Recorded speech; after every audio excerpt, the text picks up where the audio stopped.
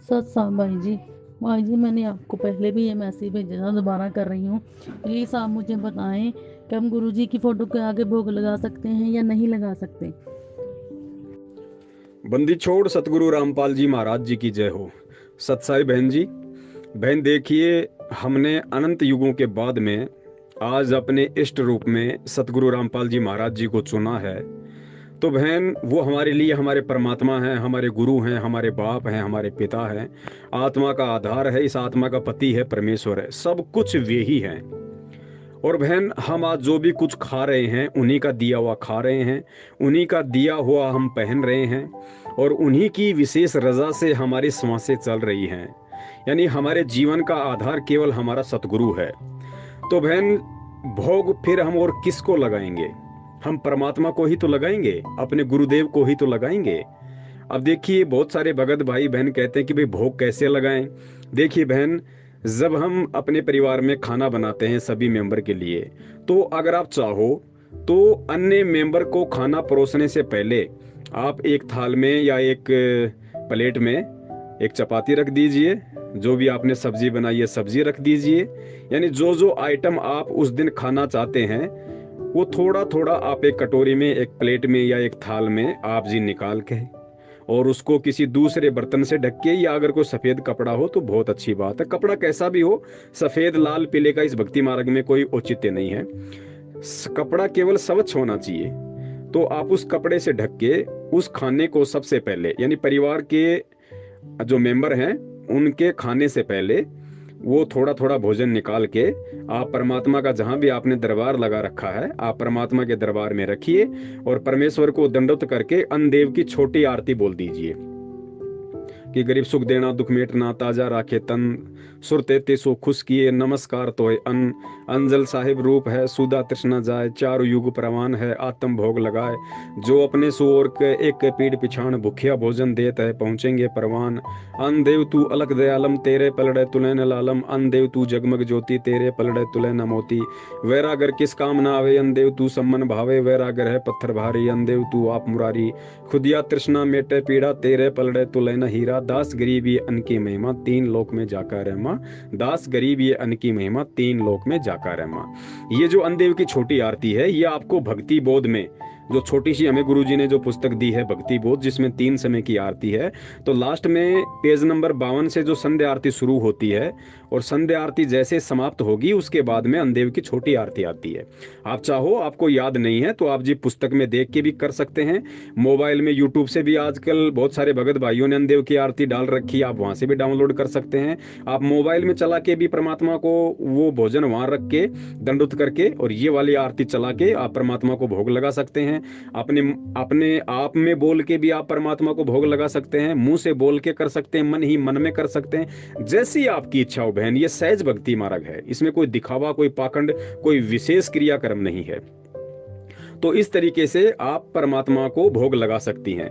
दूसरी विधि ये है, यदि आप थाली में निकाल के उसके ऊपर सफेद या कोई भी लाल या कोई भी स्वच्छ कपड़ा लगा के इस तरीके से आप यदि भोग नहीं लगा सकते हैं, तो खाना बनाने के बाद में जो जो व्यक्ति उपदेशी हैं, जो सतगुरु रामपाल जी महाराज जी के शिष्य और शिष्या हैं, वो जिस थाली में अपनी चपाती सब्जी सलाद कुछ भी डालती हैं खाना खाने के लिए, तो अगर वो चाहें तो खाना शुरू करने से पहले अपनी थाली में से जो खाना रखा हुआ है उसमें से एक गिलास उसमें चपाती का तोड़िए, उसमें से थोड़ी सी सब्जी लीजिए, या जो भी दही या छाछ आप खा रहे हैं थोड़ा थोड़ा, इन सारी चीजें थोड़ी थोड़ी, ठीक है। आप चाहें तो उसी थाली में एक साइड में रख दीजिए, आप चाहें तो अलग से छोटी सी कटोरी ले लीजिए उसमें रख दीजिए, आप वो परमात्मा को भोग लगाइए और साथ में फिर वही अनदेव की छोटी आरती बोलनी है। और जब आप खाना खा लें, खाना समाप्त कर लें अपना थाली में से, तो सबसे लास्ट में फिर वो परमात्मा का जो भोग आपने निकाला हुआ था वो भोग आप जी खा लीजिए। और खाने के बाद जब भी आपको समय मिले, आप अनदेव की जो बड़ी आरती है, दास अभी अगर बोल के सुनाएगा तो बहुत लंबी हो जाएगी क्योंकि 3 मिनट की है। आप चाहें तो खाना खाने के तुरंत बाद में आप जी जो भोग आप जो खाएंगी परमात्मा का बचा हुआ, आप चाहें तो भोग के साथ में अनदेव की बड़ी आरती बोल सकती हैं। अगर उस समय आप नहीं बोल सकती हैं तो आप अपना काम धंधा कीजिए, अपना बर्तन मांजिए, जो मर्जी कीजिए, उसके बाद में बैठ के पुस्तक में देख के अगर आपको याद है तो मन मन में कर लीजिए, बोल के कर लीजिए। उसके बाद आप वो 3 मिनट की जो अन्नदेव की जो खाना खाने के बाद वाली आरती आप जी उसको कीजिए, क्योंकि गुरुदेव ने कहा कि खाना खाने के बाद में अन्नदेव की आरती अवश्य करनी चाहिए। ये सतगुरु देव जी का आदेश है बहन, हमने इसकी अवहेलना नहीं करनी। भूल पड़ जाती है वो एक बात अलग है। तो इस तरीके से बहन हमने परमात्मा को भोग लगाना है। और पहले वाली विधि, खाना किसी भी मेंबर को परोसने से पहले जो आप एक कटोरी में परमात्मा के दरबार में रखेंगी, तो खाना खाने के बाद में फिर वो जो भोग जो जो परमपिता परमेश्वर जी को जो आपने लगाया था, जो भी भगत भाई बहन आपके परिवार में हैं वो सभी को आप दीजिए थोड़ा थोड़ा, चाहे कोई उपदेशी हो चाहे कोई अनुपदेशी हो, वो सारे परिवार के मेंबर हैं, सभी परमात्मा की आत्माएं हैं, क्योंकि ना चाहते हुए भी वो गुरु जी की आरती सुनते हैं, गुरु जी का सत्संग सुनते हैं। तो सभी को थोड़ा थोड़ा यदि वो लेना चाहें तो, क्योंकि उपदेशी तो लेगा, वो तो मना नहीं कर सकता, अनुपदेशी भी यदि वो भोग वाला प्रसाद लेना चाहे तो आप जी उसको भी खाना खाने के उपरांत थोड़ा थोड़ा सभी को वितरित कर दें। क्योंकि गीता जी में लिखा हुआ है, गुरुदेव ने पढ़ाया कि पूर्ण परमात्मा को भोग लगाने के बाद जो बचा हुआ खाना जो हम खाते हैं वो अमृत तुल्य है, उसके खाने से हमारे युगन युगन के पाप कर्मों का नाश होता है बहन। तो इस तरीके से हम परम पूज्य सतगुरु रामपाल जी महाराज जी को भोग लगाएंगे। और बहन भोग हम ही लगाएंगे, और कौन लगाएगा?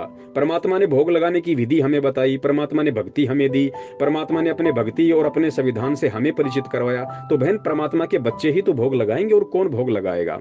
दोनों टाइम भोग लगाओ, जब भी खाना खाओ तभी भोग लगाओ बहन, जब भी खाना बनाओ तभी भोग लगाओ परमात्मा को।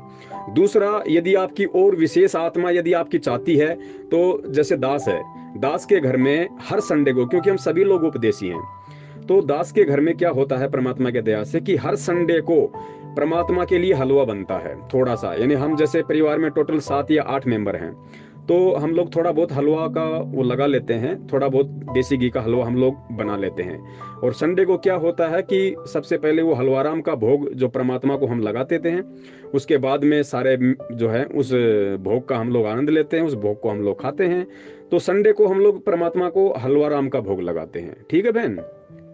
उसके अलावा दास का दही बड़े का काम है, तो दास की जहां भी अपनी मार्केट में दुकान है, दास सबसे पहले वहां अपना सामान वगैरह रखता है, फिर दास एक दही बड़ा जो है निकाल के सबसे पहले परमात्मा की फोटो के आगे रखता है, परमात्मा को भोग लगाता है। और फिर मोबाइल में दास एक जो भोग की आरती है 42 मिनट की, जो आपको यूट्यूब पे मिल जाएगी, आप यूट्यूब पे सर्च कीजिए भोग की आरती संत रामपाल जी महाराज, इस तरह लिखेंगे तो बहुत सारी आरती आ जाएंगी, कोई 40 मिनट की, कोई 39 मिनट की, कोई 42 मिनट की। तो वो भोग की आरती है, आप चाहें तो उस आरती को भी अपने मोबाइल में लगा लीजिए। हम तो संडे को यही करते हैं, परमात्मा की 42 मिनट की भोग की आरती लगाते हैं, और वो हलवाराम का जो प्रसाद है वो परमात्मा को लगाते हैं, बाद में फिर हम खाते हैं परमात्मा के उस प्रसाद को। और बाकी दिन तो फिर जो एक नॉर्मल जो रूटीन है वो सबके लिए है। बाकी दिन जो भी हम खाना खाएंगे सुबह शाम दोपहर को, तो थाली में से थोड़ा सा जो ग्रास है वो अलग हम सभी निकालते हैं परमात्मा के लिए, तो वो एक विधि अलग है। और ये जो 42 मिनट वाली है वो एक विधि अलग है। लाभ दोनों का समान रूप से है, लाभ दोनों का समान रूप से है। ऐसा नहीं है कि अगर 42 मिनट की करेंगे तो परमात्मा ज्यादा लाभ देगा। ठीक है, 42 मिनट की आरती जो परमात्मा की भोग की आरती है वो उसमें परमात्मा के शब्द भी हैं, उसमें परमात्मा की वाणी भी है, तो वाणी और शब्द का लाभ तो बहन देखो एक्स्ट्रा मिलेगा, उसमें तो कोई दो राय नहीं है, वो तो एक्स्ट्रा बेनिफिट भगत को मिलेगा। बाकी ऐसा नहीं है कि भाई हम अगर छोटी वाली नहीं करेंगे तो लाभ नहीं होगा। छोटी वाले का अपनी जगह लाभ है, बड़ी वाले का अपनी जगह लाभ है, लेकिन ये आपके देश काल परिस्थिति और समय के अनुसार है कि आप इतना समय निकाल पाती हैं नहीं निकाल पाती हैं, आपके परिवार में क्या माहौल है क्या माहौल नहीं है, लोग सुनना पसंद करते हैं नहीं करते हैं। अगर नहीं पसंद करते हैं लोग सुनना, तो आप अपना जो छोटी अन्नदेव की आरती है परमात्मा को अपने थाली में जब आप खाएं बाहर भोजन, तो थोड़ा थोड़ा निकाल के अपनी छोटी आरती बोल दें, मन ही मन में बोल दें, बोल के कर लें। सभी लोग एग्री हैं, आपका कोई विरोध नहीं करते, तो आप चाहें तो परमात्मा की 42 मिनट वाली आरती भी लगा सकते हैं, रोजाना भी लगा सकते हैं, संडे को लगा सकते हैं, 15 दिन में लगा लीजिए, महीने में लगा लीजिए, आपकी मर्जी है बहन। ये परमात्मा की भक्ति का एक अंग है, और ये भक्ति करवाने के लिए ही परमात्मा यहाँ आता है। और हम जितना इस भक्ति क्रियाओं के नजदीक रहेंगे परमात्मा उतना ही प्रसन्न होता है। तो चाहे आप रोजाना चाहे 42 मिनट की आरती करो, परमात्मा दुखी नहीं होते, परमात्मा तो उल्टा खुश होता है कि मेरे बच्चे इस ज्ञान को समझ के देखो किस कदर मेरे से चिपके हुए हैं। और यही परमात्मा चाहता है बहन। तो हमने किसी ऐरे गहरे की बातों में नहीं आना है कि हमने वो नहीं करना, गुरुजी का आदेश नहीं, ये नहीं वो नहीं। अरे गुरुजी की वाणियां सुन रहे हैं भाई, हम कोई पाठ प्रकाश का भोग थोड़ी लगा रहे हैं, हम परमात्मा को अन्न देव का भोग लगा रहे हैं। वो हमारा अधिकार है, हमारा राइट है, वो लिखा हुआ भाई। जो 3 समय की आरती की पुस्तक है उसमें सब कुछ लिखा हुआ है, आरती है, यूट्यूब पे पड़ी हुई है, बनाई हुई है, परमात्मा के शब्द हैं, परमात्मा की वाणी है। हमको हमको हमको संत बन के, साधु बन के, कोई कोई जो है अपने आप में महाराज बन के भोग नहीं लगा रहे। हम सेवक बन के, परमात्मा के भगत बन के, परमात्मा के दास बन के परमात्मा को भोग लगा रहे हैं। और वो वाणी सुनने से हमारी आत्मा आनंदित होती है। तो हम रोज लगाएंगे भाई, जैसा हमें समय मिलेगा। सत साहिब बंदी छोड़, सतगुरु रामपाल जी महाराज की जय हो।